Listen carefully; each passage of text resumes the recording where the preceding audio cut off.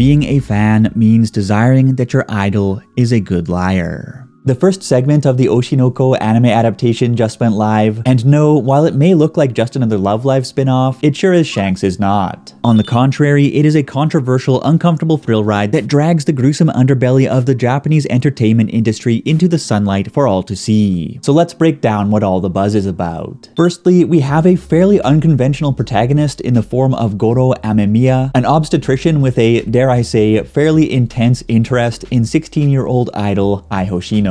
He asserts that his interest in Ai is pure as snow, simply a fanatical passion for her idol persona that he inherited from a passionate 12-year-old Ai fan and former patient of his who sadly passed away. Then, one day, Ai Hoshino herself ends up at Goro's hospital in rural Japan. The long and short of it is that Ai is secretly pregnant with twins, a proper scandal in the idol industry, and Goro then takes her into his care at the hospital. The two bond as doctor and patient, but just before she gives birth, Goro is murdered and somehow ends up reincarnated as one of her newborn children. Also, the other twin happens to be a reincarnation of Goro's former 12-year-old patient and avid Ai fan, Serena. At this point, many of you are probably thinking, maybe the show is not for me. But wait a second, it gets even weirder. Because even in infancy, both twins have retained their memories from their past lives, as well as their ability to communicate. Not to mention their hot and heavy feels for the 16-year-old idol who is now their mother. It's quite peculiar. But regardless, the unlikely family build a fulfilling life together, with the kids helping their mom ascend to the summit of the idol sphere and soon making waves themselves as child entertainers with the pre-packed looks and connections necessary to quickly break into the entertainment industry. And it is all sunshine and slightly awkward roses. Until one day, the same nutcase who killed Goro in his past life suddenly turns up at the family's apartment and kills Ai in cold blood. Apparently this freak was one of Ai's superfans who just could not come to grips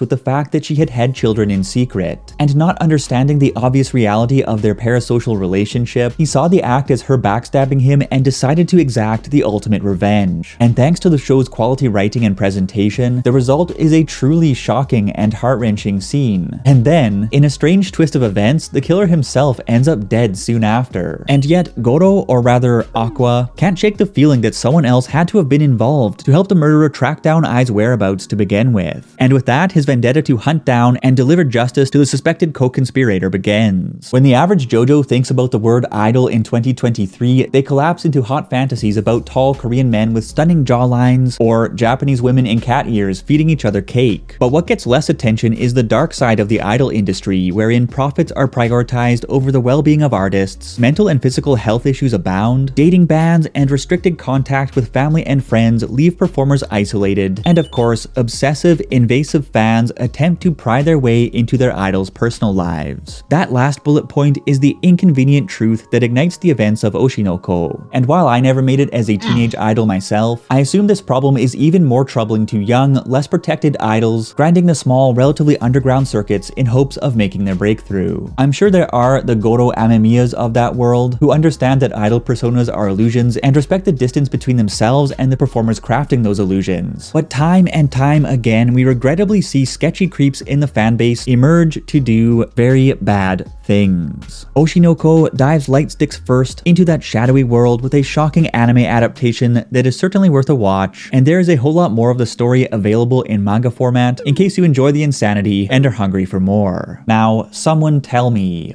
where can I get one of those coats?